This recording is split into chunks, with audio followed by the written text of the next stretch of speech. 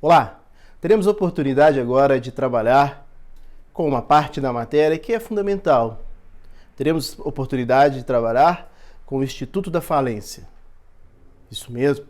A partir de agora, trabalharemos com a falência. Até então, trabalhamos com a recuperação judicial, recuperação extrajudicial e recuperação judicial especial para microempresas e empresas de pequeno porte. Agora, como dito, nós começamos a trabalhar com a falência. E para isso, inicialmente passaremos pelas noções gerais da falência. A primeira situação que eu quero destacar é que a nossa Lei 11.101 de 2005, ela trata do Instituto da Falência não com caráter recuperatório. Não.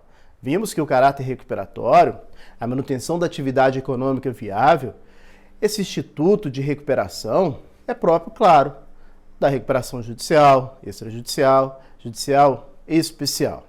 Lá é que tem o Instituto da Recuperação, é que tem o caráter de preservação da atividade econômica, manutenção daquela atividade econômica.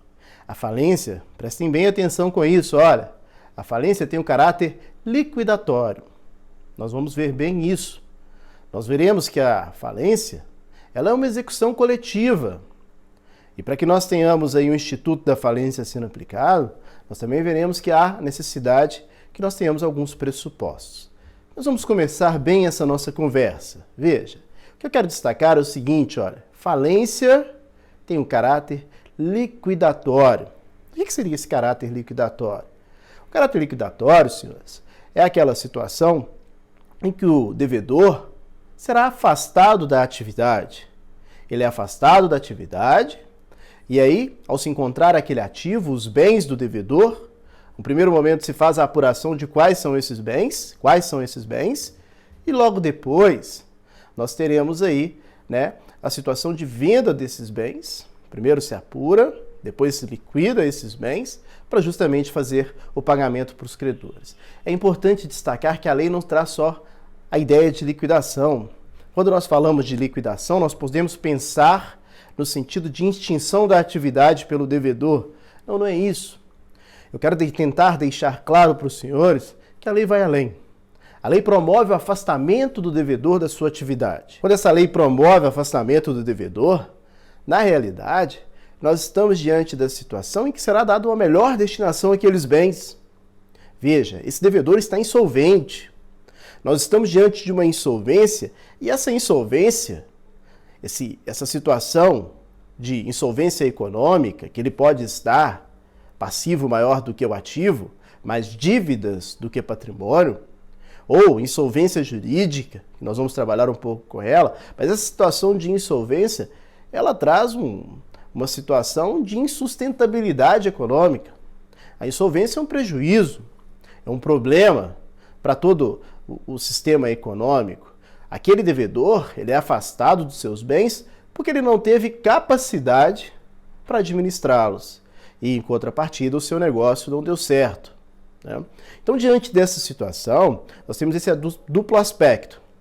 Liquidação do patrimônio, sim, mas afastamento do devedor da atividade. Afastamento para dar uma melhor destinação àqueles bens. Nós temos que lembrar sempre que os bens são escassos e as vontades são ilimitadas. Se os bens são escassos, eles devem ter uma destinação apropriada. Determinado devedor que foi incapaz de fazer a sua gestão, não pode ficar à frente daqueles bens. Aqueles bens, claro, agora serão apurados, serão liquidados para pagamento de todos os credores. Assim, ao promover o afastamento do devedor, os bens agora poderão ter uma destinação. Destinação essa que pode ser para pagamento dos credores, dentro de uma ordem prevista na lei, mais especificamente no artigo 83, e esses bens, então, podem cumprir o seu papel social no sentido de maximização das riquezas. Lembremos-nos sempre que os bens, eles são escassos e as vontades, os recursos são escassos e as vontades são ilimitadas. Então, aquele devedor que não deu uma destinação boa para os seus bens, ele deve ser afastado. Essa é a ideia da nossa Lei 11.101 quando está tratando sobre a falência. Mas nós temos que entender também que a natureza do processo falimentar é de uma natureza de uma execução coletiva. nós não estamos diante de uma execução individual. Nós não estamos diante da situação em que os bens ou algum dos bens do devedor serão expropriados para a satisfação de um único credor. Não. Agora, nós estamos diante da chamada execução coletiva. Todos os credores vão participar dessa execução do processo de falência, e ao participarem aí desse processo de falência, dessa execução, terão a oportunidade de concorrer entre eles. Por isso que nós estamos dentro de uma execução coletiva em que esses credores vão concorrer. Claro que, como já dito, existe uma ordem de preferência para o recebimento. Ordem essa prevista lá no artigo 83. Além disso, existem outros créditos que são créditos extraconcursais, previstos no artigo 84, e teremos a oportunidade de trabalhar muito bem com eles, né? Então, dando continuidade, a natureza de execução coletiva.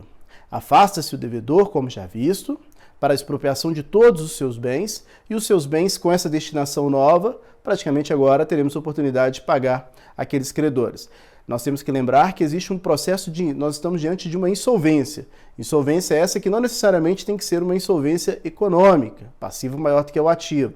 A lei, no artigo 94, traz para nós as hipóteses de insolvência jurídica. Quero deixar isso bem claro. Olha, quando nós estamos trabalhando com falência, o que se exige é uma insolvência jurídica e não insolvência econômica. Insolvência jurídica que pode ser considerada, nos termos do artigo 94, impontualidade injustificada. O que é impontualidade injustificada? É o não pagamento, claro, como o nome diz, de forma injustificada, atestado por meio de protesto para fins falimentares, de um título ou de vários títulos cuja soma mínima seja de 40 salários mínimos. Essa é a impontualidade injustificada. Além disso, nós temos a chamada execução frustrada ou tríplice omissão, a situação em que o devedor é executado de forma individual e ele não realiza o pagamento, ele não deposita, ele não nomeia bens a penhoras. Então nós estamos diante aí da chamada tríplice omissão, que também é um dos pressupostos aí para que possa pedir falência. E também nós temos a situação terceira, que são os atos de falência. Artigo 94, inciso 3º. Lá no artigo 94, inciso 3º, nos diz que praticado atos de falência, que pode ser resumido em atos dilapidatórios de patrimônio, situações em que o devedor vai dilapidar o patrimônio, vai utilizar-se de meios fraudulentos, tudo com o intuito para causar prejuízo para os credores. Então, existindo essa insolvência jurídica prevista lá no artigo 94, reforço essa ideia mais uma vez, nós teremos aí pressupostos para que seja feito o pedido de falência e instaurada essa execução coletiva contra o devedor. É importante destacar também que o processo de falência tem algumas fases. Nós temos a chamada fase pré-falimentar, a fase falimentar e a fase pós-falimentar. A fase pré-falimentar são aquelas onde são reunidos os pressupostos ou os requisitos para se pedir a falência de um devedor, que pode ser, que vai lá desde a petição inicial até a decretação da falência pelo juízo. Nós temos que lembrar que a falência ela é aplicável aos empresários, quaisquer empresários. E nesse aspecto, eu gosto de dizer sempre, faço uma observação, quaisquer empresários mesmos. A partir do momento em que alguém exerce uma atividade empresária, quer seja individual ou quer seja coletiva por meio das sociedades, estando regular ou irregular, e isso é importante, olha, mesmo o empresário irregular, ele pode sofrer os efeitos da falência, diferentemente do que acontece lá com a recuperação judicial. Nós temos que lembrar que a recuperação judicial, o benefício da recuperação judicial, só é aplicável aos empresários regulares e irregulares ainda pelo período mínimo de 2 anos. A falência não, veja, reforço essa ideia. O que importa é ser empresário. Sendo empresário de forma regular ou irregular, nós teremos aí os efeitos da falência contra aquele empresário.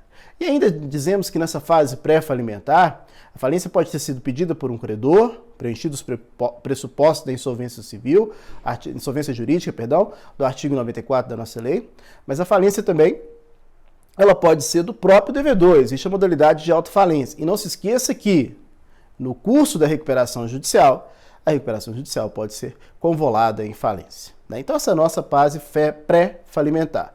Existe a fase falimentar. A fase falimentar é aquela que começa com a decretação da falência, petição inicial, pedido inicial para o juízo preenchido os pressupostos requisitos, o juiz decreta a falência. Na fase falimentar é que nós temos a fase mais importante do processo de falência. Por que é a fase mais importante? É porque é ali que se reúnem verdadeiramente o que acontece com a falência. Nomeado administrador judicial, arrecadação dos bens, apuração, verificação de qual é o ativo, apuração desse ativo, né? E ainda nós temos a realização do ativo, a venda desse ativo para pagamento dos credores. É nessa fase que acontece a situação da habilitação de crédito, que nós vamos trabalhar em outras aulas também. Já tivemos a oportunidade de trabalhar com a habilitação de crédito, mas nós vamos lembrar. Determinado credor que não está se fazendo constar ali na falência, ali é o momento oportuno para habilitar ou realizar as impugnações de crédito. Mas resumindo, a fase falimentar é justamente essa fase em que praticamente, e o mais importante, afasta-se o devedor, lembre-se sempre disso, artigo 75, apura-se o ativo, né, realiza o ativo, vende esse ativo e divide isso para com os credores. Lembre-se sempre que quem está no processo de falência, quem está numa fase falimentar, ele já tem ali uma insolvência jurídica e fatalmente tem uma insolvência econômica também. Resumindo, ele não conseguiu pagar todos os seus credores. Além disso, nós temos a chamada fase pós-falimentar. Fase essa que significa dizer que aquele devedor agora terá o seu efeito, ou os efeitos da falência. Encerrado ali o processo de falência, nós teremos duas situações, os efeitos da falência. Ou o devedor está inabilitado para o exercício da prática empresarial, ou ele pode pedir aí a sua reabilitação. Ou ele está inabilitado, ou ele pode pedir aí a sua reabilitação e extinção dos efeitos da falência, se for o caso. A fase pós-falimentar é uma fase, então, de efeitos da falência. Quais são os princípios, dito isso tudo, a pergunta que se faz é, quais são os princípios aplicáveis à falência? Nós temos que entender que temos três princípios básicos. Princípios básicos que são igualdade entre credores, celeridade processual e economia processual. O que é igualdade entre credores? Quando nós estamos falando que a falência é apuração do ativo, realização desse ativo para poder pagar os credores. E quando eu disse que existe uma ordem de preferência entre esses credores, nós temos que entender o seguinte, olha, como que esses credores vão receber? Existem as várias classes. Exemplo, o artigo 83 nos diz que os credores trabalhistas até 150 salários mínimos e o acidente de trabalho recebem primeiro do que os credores quirografários. Mas como que fica isso? O que eu quero dizer é que existe uma igualdade entre esses credores. Claro que essa igualdade é por classe. Se tiver dinheiro para poder pagar metade dos créditos trabalhistas, todos os credores trabalhistas vão receber metade. Os demais credores não vão receber. O que eu quero destacar, quando se trata de uma igualdade de credores, ele vai afastar aquela situação em que nós temos ali no processo de execução individual. Aquela situação em que o credor que ajuizar, o credor que propor primeiro uma execução é que acaba recebendo, né? Aqui não, todos os bens, execução coletiva, servem para poder pagar os credores e dentro das classes os credores terão tratamentos iguais, para que eles possam todos receber de forma igual. Nós temos ainda o princípio da celeridade processual. Nós sabemos, e é forma inegável, que o processo ele destrói, ele causa prejuízo, ele corrói os direitos. Se um processo demorar muito, me expressando melhor, a demora processual causa prejuízo para aquelas partes, principalmente em se tratando de falência. A falência tem que ser um processo célere. Quanto maior for o prazo de um processo falimentar, maior serão os prejuízos para os credores, né? Então, diante disso, é importante consignar sempre que o processo falimentar deve ser um processo célere. Além disso, não adianta ser só célere. Outro princípio também básico do processo falimentar é a economia processual. Isso significa dizer para nós que o processo falimentar ele não pode realizar atos desnecessários. Nós temos que lembrar que os recursos já são poucos. os recursos já são parcos, né? Nós estamos ali diante de uma situação que existem poucos recursos. E aí é interesse que aqueles recursos possam ser ali apurados de forma rápida, conjugado com a celeridade, para que se possa realizar o interesse da maioria dos credores. Finalmente, quero destacar que, para se tratando de nossa falência, essas noções gerais da nossa falência, nós temos 3 pressupostos básicos para todos e quaisquer processos de falência. Já tivemos a oportunidade dele.